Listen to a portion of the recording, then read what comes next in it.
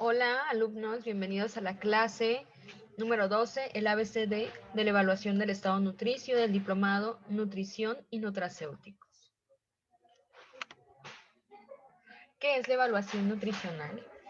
La evaluación nutricional es esta evaluación, como su nombre lo dice, ¿no? Que tiene la finalidad de establecer las estrategias alimentarias y nutricias. ¿Para qué? Para que se permita mejorar y mantener el estado de nutrición de nuestro paciente o el sujeto. La evaluación nutricional va a constar de 4 evaluaciones al mismo tiempo, las cuales son la evaluación A, que es evaluación antropométrica, la evaluación B, que es la evaluación bioquímica, la C, evaluación clínica, y la D, evaluación dietética. ¿Ok? Entonces podemos ver que la evaluación antropométrica va a ser la que representa, ¿ok?, la composición corporal, así como las dimensiones físicas de la persona. Con la evaluación antropométrica nosotros podemos conocer el estado de salud de nuestro paciente, ver si tiene un exceso de peso, una disminución del peso o si tiene un peso normal, ¿ok?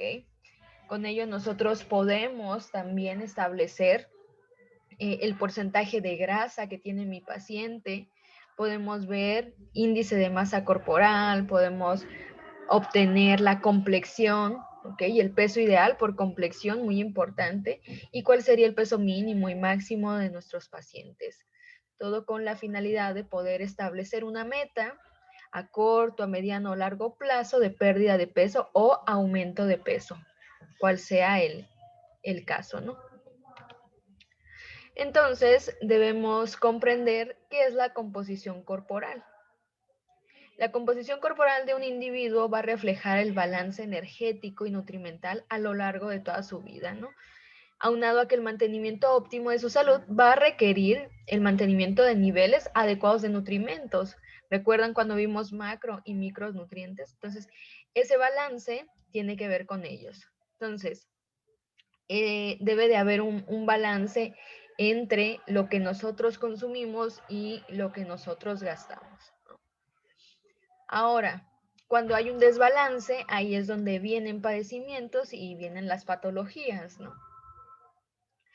Para que nosotros podamos comprender qué es la composición corporal, debemos saber que esta composición tiene varios compartimentos corporales. Estamos hablando de la grasa total, que en hombres el nivel óptimo vendría siendo un 15%, en mujeres un 25%. En cuestión de músculo, tejido magro, vendrían siendo 44.8% en hombres el adecuado y mujeres 38%. Y en cuanto al hueso o tejido óseo en hombres, el porcentaje vendría siendo normal y óptimo de 14.9 y en mujeres de 12%. Ahora, es importante que sepamos que para realizar mediciones antropométricas necesitamos equipo antropométrico. Y los principales vendrían siendo una guía vertical graduada con una base móvil que se hace llegar a la cabeza del individuo y va a correr sobre la guisa vertical que es fija a una pared, ¿vale?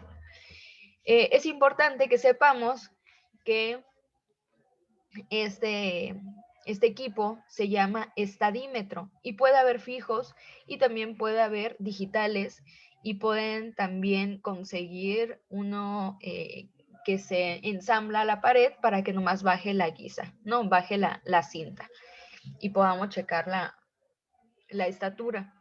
Van a variar los costos. Si ustedes quieren conseguir uno, una marca muy buena es la marca Seca, así como se escucha, SECA, ¿vale? Debemos de también tener una báscula que pueda ser calibrada y que tenga una precisión de mínimo 150 kilogramos. Hay básculas que tienen una precisión de 200 kilogramos, nomás que esas básculas únicamente nos darían peso. Hay otras básculas como la marca Onrom, que es un escáner de composición corporal relativamente económico a otras básculas que nos pueden decir toda esta parte de composición de grasa, composición de músculo, grasa visceral, etcétera. Esta es muy económica en comparación a las demás, en comparación a un InBody, por ejemplo, ¿verdad? Entonces pueden conseguirla. No es esta báscula que les pongo aquí en la diapositiva. Es una marca Omron, ¿vale? Y la pueden conseguir en Mercado Libre, la pueden conseguir en grupos de nutriólogos en internet, por ejemplo. La pueden buscar e incluso unas tiendas comerciales como Walmart, Costco, por ejemplo, ¿no? Entonces la pueden checar. Es muy padre, ¿por qué? Porque nos dice todo lo que ya les mencionaba ahorita, nos dice la edad metabólica, la edad que tiene la persona por dentro, ¿no? Su metabolismo.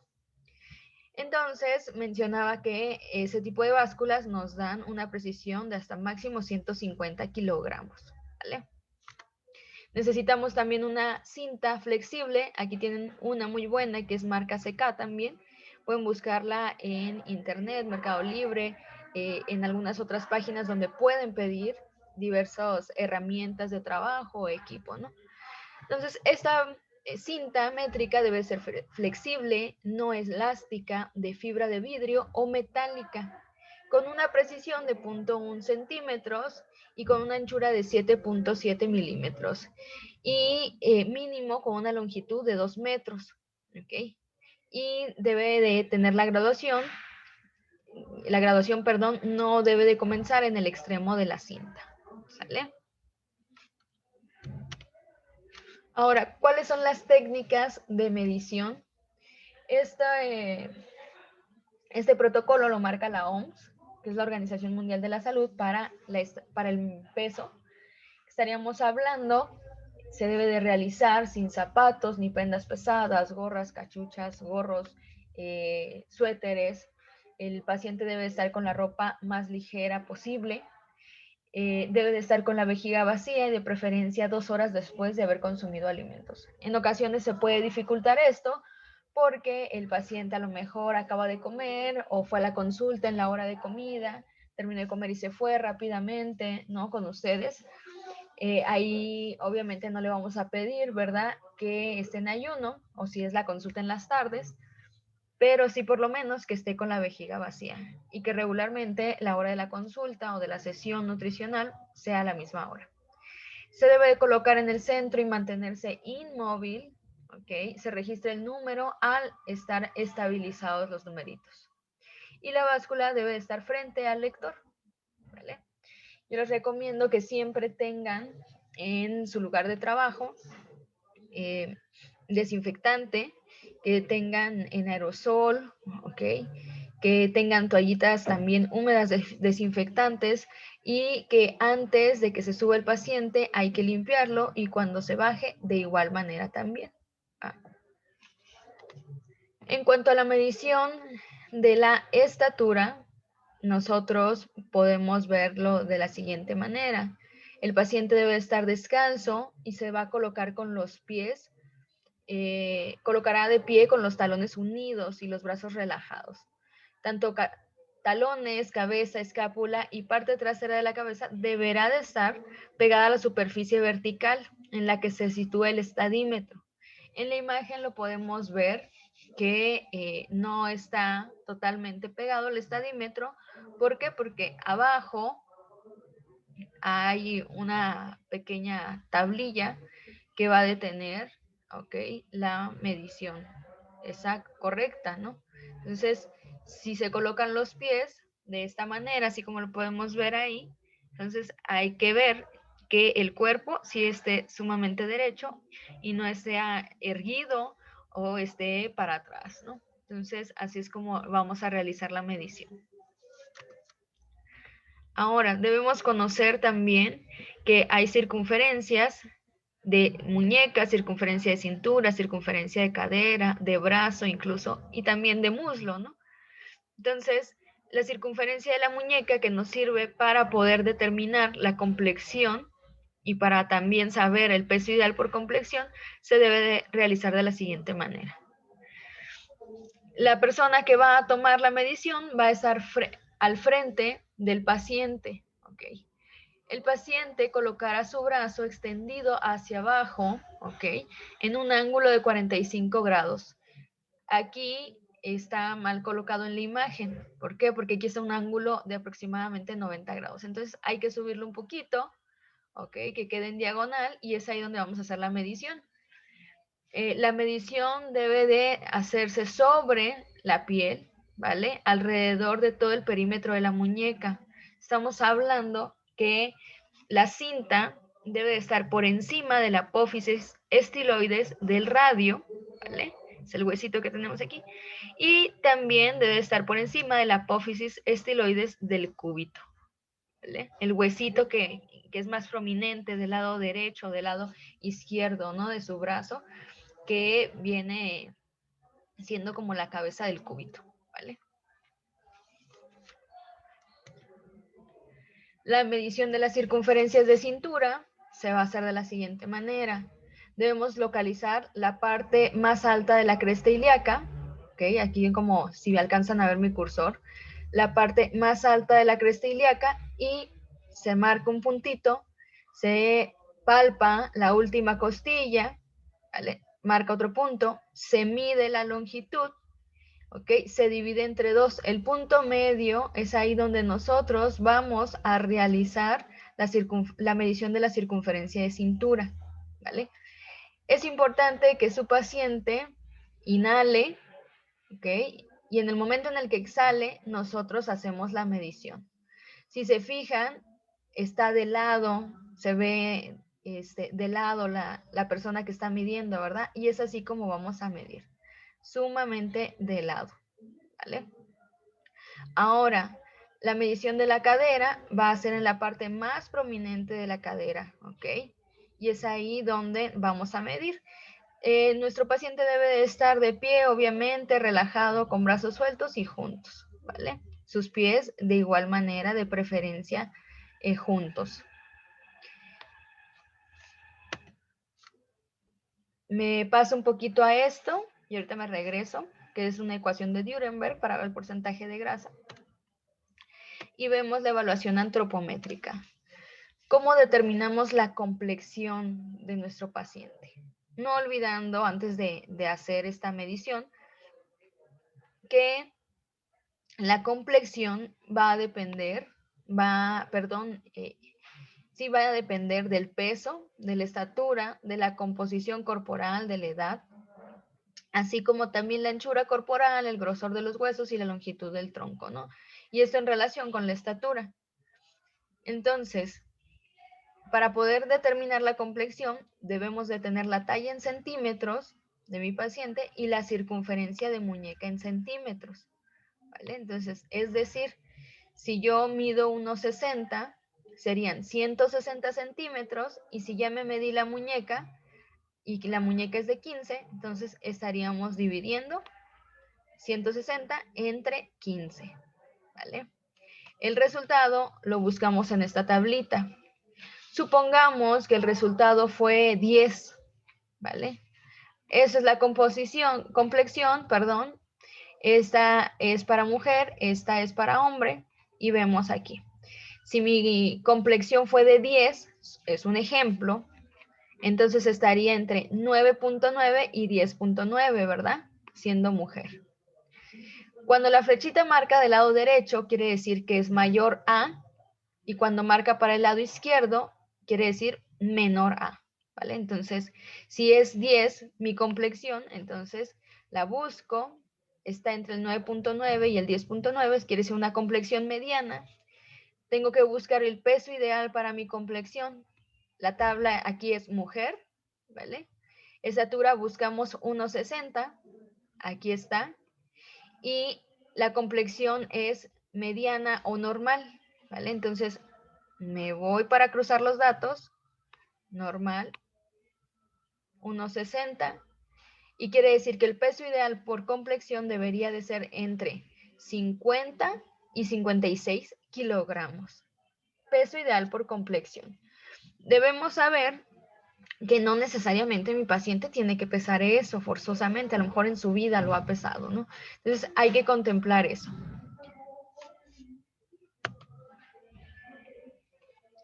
Ahora, ¿cómo obtenemos el índice de masa corporal? Recordemos que el índice de masa corporal es una medida, un indicador que nos puede decir la relación que existe entre el peso y la talla o la estatura. Si está por encima de ciertos parámetros, nos puede decir que mi peso es inadecuado a la estatura. A lo mejor es más del que necesito para mi estatura o es menor al que debería de tener yo por mi estatura. Entonces, el índice de masa corporal, la fórmula para obtenerlo es kilogramos entre la talla en metros al cuadrado. ¿Vale? Entonces, podemos hacer un ejemplo. Igualmente ustedes háganlo mientras están viendo esta presentación. Saquen su calculadora y de igual manera nos quedamos con el ejemplo de la persona que mide unos 60 y en este caso pesa 60 kilogramos, un ejemplo. Entonces, primero debemos de obtener la talla en metros al cuadrado. Para obtenerla vamos a multiplicar 1.60 por 1.60, lo cual nos da 2.56.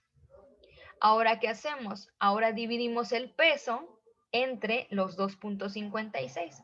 Entonces, 60 entre 2.56, lo cual nos da un índice de masa corporal de 23.4. Acá tenemos la tabla de interpretación. Buscamos índice de masa corporal de, si está entre 18.5 y 24.9, quiere decir que es normal. Entonces, esta chica tiene 23.4, ¿vale? Quiere decir que el peso que tiene es adecuado a la estatura, ¿vale? Ahora, podemos obtener también el rango de peso saludable, ¿vale? El rango de peso saludable nos puede ayudar para determinar cuál es el peso mínimo y peso máximo de mi paciente, ¿ok? Entonces, para obtener el peso mínimo vendría siendo la siguiente fórmula. Talla en metros al cuadrado por 18.5. Nos quedamos con el ejemplo de hace rato de la chica que mide 1.60, ¿verdad? Y que mencionábamos que para obtener la estatura en metros al cuadrado sería 1.60 por 1.60, lo cual nos da 2.56. Ese 2.56 lo vamos a multiplicar por 18.5. Lo hacemos 2.56 por 18.5. ¿Vale? Tenemos como resultado 47.3. Quiere decir que ese sería el peso mínimo saludable para mi paciente que mide 1.60. Ahora el peso máximo. De igual manera, sería talla en metros al cuadrado.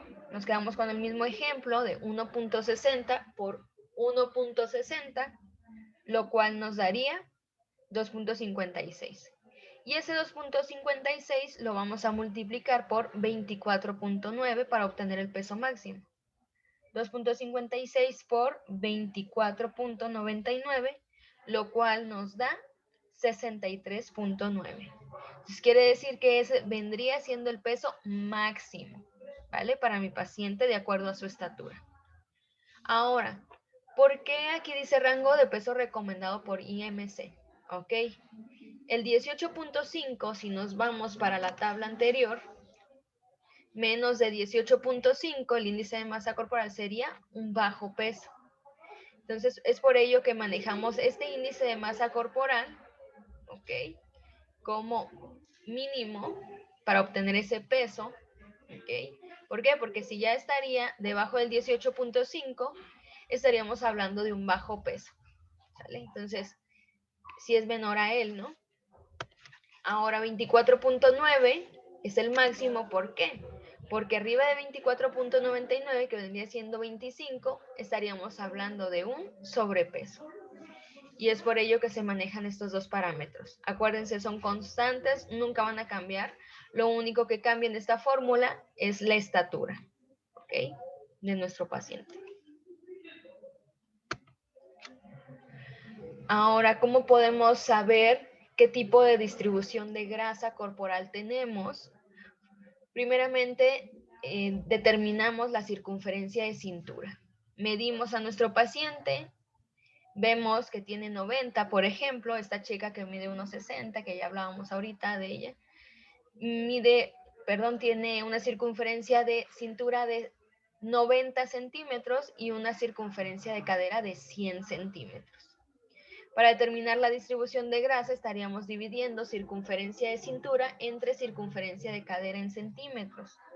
Entonces dijimos 90 de cintura serían 90 entre 100 de cadera, nos da un resultado de 0.9. Ubicamos el resultado en mujer. Si es igual o mayor a 0.8 es una distribución de grasa androide. Si es menor a 0.8 vendría siendo una distribución de grasa ginecoide. La distribución de grasa androide es la que es en forma de manzana. ¿Qué quiere decir esto? Que la persona tiene mayor cantidad de grasa en brazos, abdomen, en el pecho, ¿ok? Y esto le da mayor probabilidad de tener una alteración cardiovascular, ¿ok? Padecer hipertensión arterial, por ahí a lo mejor placas de ateroma, un infarto al miocardio o un infarto cerebral, ¿no? Entonces, esta chica que mencionábamos del ejemplo, que dividimos el 90 centímetros entre 100 y nos dio 0.9, quiere decir que está en ¿dónde? En una distribución de grasa androide, ¿vale? Distribución de grasa en forma de manzana. De esta manera nos podemos acordar mejor. Y si fuera menor a 0.8, que es ginecoide, es la distribución de grasa en forma de pera. ¿Qué quiere decir? Que la mayor concentración de grasa la tenemos en caderas, en muslo, en glúteos, ¿ok? Y piernas. Entonces, ¿cuál es la complicación de esto?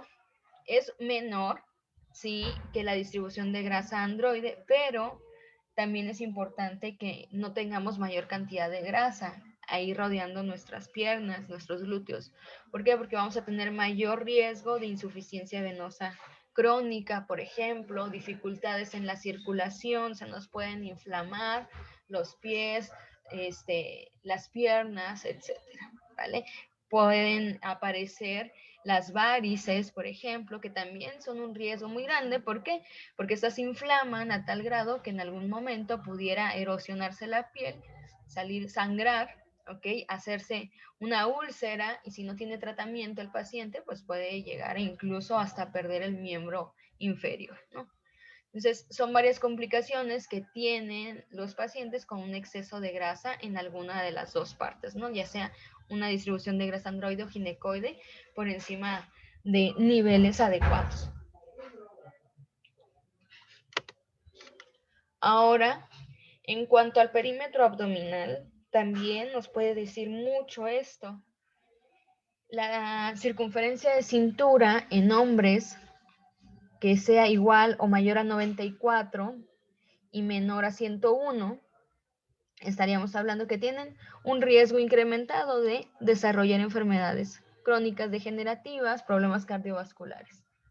Pero si tienen mayor o igual a 102, quiere decir que hay un riesgo muy, muy elevado, sustancialmente incrementado, ¿vale? Hay mayor probabilidad. Y en mujeres, si es igual o mayor a 80 y llegando a 87, pues tendría un riesgo incrementado. Y si es mayor a 88, tendría un riesgo sustancialmente incrementado. ¿Cómo podemos definir una de la otra? La primera medición de riesgo incrementado sería una preobesidad abdominal. Y la de riesgo sustancialmente incrementado sería una obesidad abdominal o central, ¿vale? Y antes de pasar a la evaluación bioquímica, me regreso un poquito para la fórmula de Nuremberg, que esta sería para obtener porcentaje de grasa. Es una manera rápida de obtenerlo si no tenemos una báscula, una tanita o un escáner de composición corporal. Utilizamos esta fórmula, que es porcentaje de grasa corporal entre paréntesis 1.2 por el índice de masa corporal de nuestro paciente, cerramos paréntesis, más, abrimos paréntesis, 0.23 por la edad en años de mi paciente, cerramos paréntesis, menos, abrimos paréntesis de nuevo, 10.8 por S. S es igual a 1 en hombres, 0 en mujeres. Cerramos paréntesis, menos 5.4, ¿vale? Entonces, así es como desarrollaríamos la fórmula. Por acá tengo un ejemplo, que es un índice de masa corporal de 28, es una chica y tiene 21 años. Entonces, recuerden que los números que ya están establecidos en la fórmula se llaman constantes y nunca cambian, ¿ok? Entonces, el ejemplo de esta paciente sería 1.2 por 28, que sería su índice de masa corporal, más 0.23 por 21 años, menos 10.8 por 0, la constante para mujer, menos 5.4. Acuérdense que primero se despeja lo que está entre paréntesis, hacemos las multiplicaciones. 1.2 por 28 fue 33.6. 0.23 por 21 fue 4.83. 10.8 por 0 fue 0. Menos 5.4. Primero hacemos la suma, después hacemos la resta, lo cual el resultado del porcentaje de grasa de esta chica fue de 33%. Si el porcentaje en hombres es de 20 a 25, quiere decir que es normal. Mayor a 25, ya estaríamos hablando de un exceso de peso. En mujeres es de 25 a 32 el porcentaje normal. Si es por encima de 32, estaríamos hablando de un exceso de grasa, ¿ok? Y un riesgo metabólico elevado, ¿vale? De desarrollar enfermedades crónicas degenerativas. Entonces, ustedes van a desarrollar esta ecuación de Nuremberg personalmente, ¿no?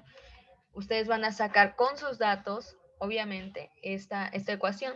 Van a determinar su porcentaje de grasa.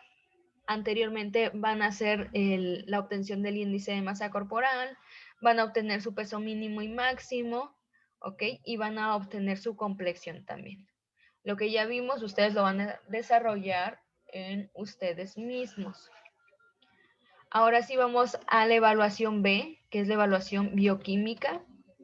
Estamos hablando de 6 parámetros muy importantes que vamos a manejar y estos son de una química sanguínea de 6 elementos, por lo menos, ¿no? Tenemos glucosa en esa química sanguínea de 6 elementos, colesterol total, triglicéridos, ¿okay? Ácido úrico, creatinina y urea. Los parámetros normales de glucosa en personas que no tienen diabetes serían ayunas menor a 100 miligramos sobre decilitro y una glucosa sanguínea al azar, que quiere decir en cualquier tiempo del día, sería menor a 140 miligramos sobre decilitro. Aclaro de nuevo, en personas sin diabetes o alguna alteración, ¿ok? En el metabolismo de la glucosa. En lípidos, lo que vamos a encontrar en esa química sanguínea va a ser un colesterol total, que debe de ser menor a 200 miligramos sobre decilitro. Si ustedes se hacen un perfil lipídico, estaríamos hablando de, ya podemos ver otros tipos de colesterol. El primero es HDL, que es lipoproteína de alta densidad, perdón, que sería mayor a 40, menor a 60. En colesterol LDL, estamos hablando de un colesterol malo, así es comúnmente llamado, que es lipoproteína de baja densidad, debe de ser menor a 100. ¿Vale? Esos dos parámetros lo pueden encontrar en un perfil lipídico. Triglicéridos, que si bien en la química sanguínea, los adecuados serían menos de 150 miligramos sobre decilitro. El que nosotros tengamos colesterol y triglicéridos elevados, así como un LDL elevado y un HDL disminuido, vamos a tener mayores probabilidades de tener o desarrollar placas de ateroma, lo cual dificulta el paso de la sangre por el torrente sanguíneo, ¿verdad? Por las arterias. En ocasiones hay una obstrucción, puede haber hipertensión arterial, puede generarse por ahí un coágulo, un trombo, que puede viajar hacia diversas partes del cuerpo, bloqueando el paso de la sangre, ¿ok? Del oxígeno, y puede llegar a morir cierta parte del tejido. Principalmente estamos hablando de cerebro o de corazón. Ácido úrico es una sustancia que se crea en el cuerpo cuando nosotros descomponemos las purinas, ¿ok? Las purinas las vamos a desarrollar en nuestro organismo y también las podemos consumir en ciertos alimentos como lo son las carnes, las leguminosas, los lácteos, los vegetales de hoja verde, ¿vale? Pero es importante que sepamos que el ácido úrico se eleva con el alto consumo de carne, principalmente de res, de alcohol y de fructosa, pero la fructosa, este azúcar que le agregan a los alimentos ultraprocesados e industrializados. Con estos tres tipos de alimentos se eleva ácido úrico. Ácido úrico no se va a elevar por el consumo moderado de yogur. De hecho, hay ciertos estudios que marcan que el yogur puede disminuir los niveles de ácido úrico. Yogur natural, estamos hablando semidescremado, el que no contenga azúcar, el más natural posible, ¿no? Pueden ser una marca muy conocida que es Alpura, es una excelente opción, es muy ácido, sí, pero pues es una opción adecuada para los amantes del yogur, ¿no? Y quienes quieran disminuir también ácido úrico. Así como las cerezas también, cerezas naturales de igual manera. Entonces, por acá vemos los parámetros normales que vendrían siendo en hombres menor a 7 o 6.9 y en mujeres menor a 5.9 o 6. Si los niveles están elevados de ácido úrico, a eso se le denomina hiperuricemia. Ahora, en cuanto a creatinina y urea, la creatinina va a ser un metabolito de el metabolismo, bueno, como un desecho del metabolismo de los músculos. Constantemente nosotros lo estamos desechando. En hombres los niveles normales serían de 0.8 a 1.4 y en mujeres de 0.6 a 1.2, esto dependiendo también del laboratorio. Si los niveles están aumentados, quiere decir que hay problemas renales y si están disminuidos puede haber un caso de desnutrición. En urea, que también es un desecho, pero eso es un desecho por medio de las proteínas, ¿verdad? Los niveles normales deberían de ser menor a 40 miligramos sobre decilitro. Si está por encima de este rango, quiere decir que hay problemas renales. ¿Qué es lo que está pasando junto con creatinina y urea? Si están elevados en sangre, pues nos está diciendo que los riñones no están haciendo su trabajo adecuadamente y se está yendo todo este contenido, se está reabsorbiendo, ¿no?, al torrente sanguíneo por medio de un trabajo ineficiente de los riñones. Y eso sería en cuanto a evaluación bioquímica. En evaluación clínica debemos conocer que los signos es lo que nosotros vamos a observar de nuestro paciente y los síntomas son las manifestaciones que él nos da. Aquí no vamos a ahondar mucho, ¿por qué? Porque ya lo vimos en micronutrientes cuando vimos vitaminas. Está el apartado de qué pasa, ¿verdad?, cuando hay deficiencias de ciertas vitaminas y yo se los marcaba, ¿no? Por ejemplo, estas uñas en forma de cuchara, decíamos que eran deficiencia de hierro, entre algunas otras características. Por favor, revisen de nuevo micronutrientes y tomen nota acerca de la información que viene ahí. Eso les va a servir como referencia para que podamos evaluar a nuestro paciente y poder determinar si tiene una disminución de ciertos nutrientes, ¿no?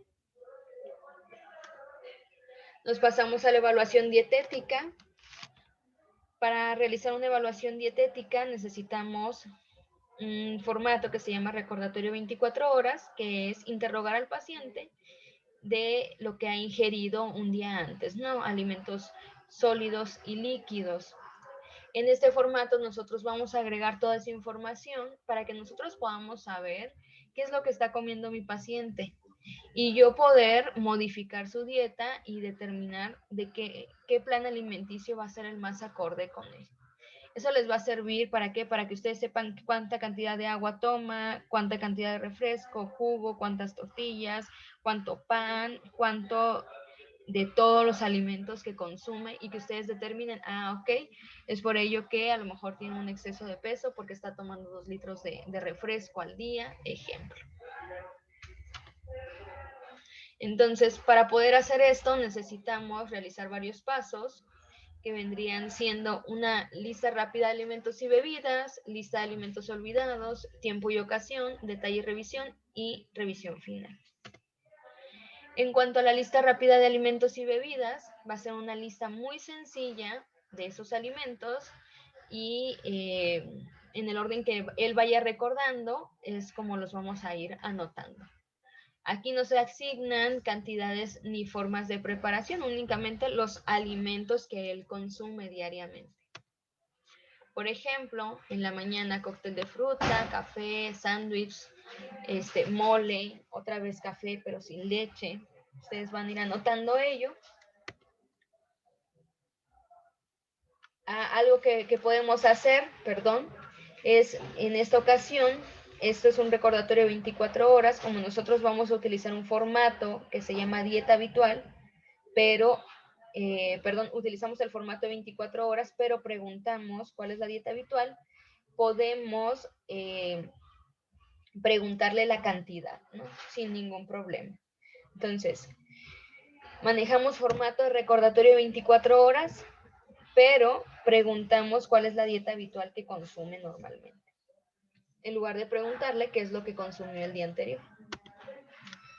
Tenemos una lista de alimentos olvidados, muy importante. Hagan su listita. ¿Qué alimentos pudiera olvidar su paciente? Ejemplo, bebidas calientes, café, capuchino, agua de sabor, caramelo, chicles, pastel, helado, flan. Hagan una lista de varios alimentos que pudieran olvidarse. Y al momento de que ustedes hayan indagado sobre lo que consumen normalmente, pueden preguntarle cuál de estos bebidas o alimentos consumes regularmente y que no me hayas nombrado. Ya pueden ver, a lo mejor les dice, café, y ustedes van a rayar el apartado, sobre la palabra, donde diga café, y van a colocar una X en la verificación. Eso para ayudarnos a conocer qué otros alimentos consumen.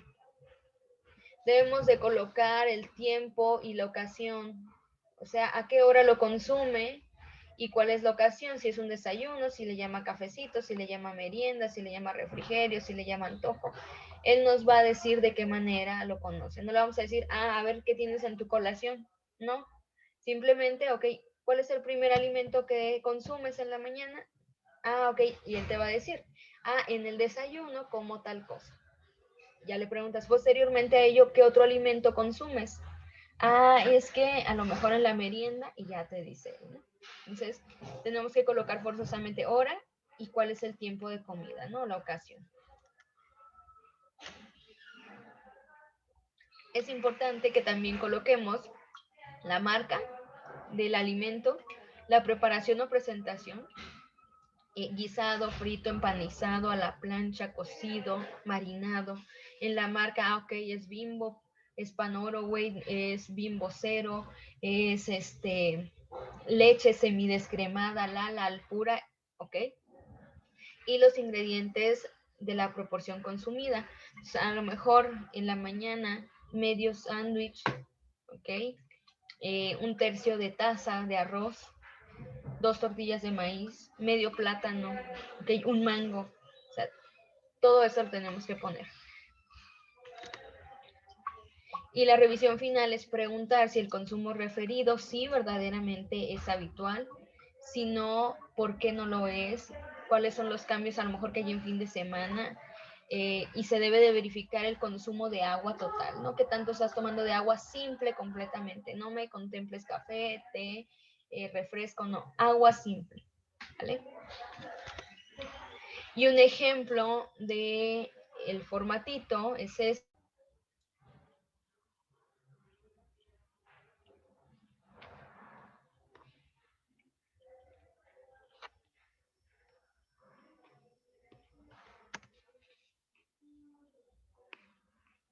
Preparación, cantidad, ¿ok? Todo eso en el formato, lugar, hora, todo eso debe de tener su evaluación para que nosotros conozcamos de qué manera se alimenta mi paciente, dónde lo hace, qué tanto consume, ¿vale?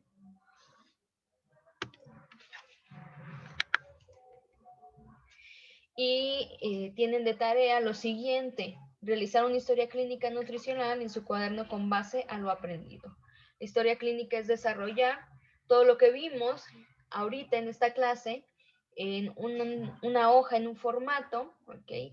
La van a colocar y van a llenar el de ustedes, ¿vale? Con sus datos, llenan ese formato y de igual manera lo tienen que subir a la plataforma como tarea. Ya saben, tienen el formato de tareas sin ningún problema, lo utilizan, ¿vale? Si no, no se va a poder revisar, ¿ok? Entonces, cualquier duda, está el chat de dudas del módulo para que puedan expresar ahí cualquier pregunta y cualquier cosa, pues ahí estamos, ¿vale? Que tengan un excelente día, disfrútenlo mucho y nos vemos la siguiente clase.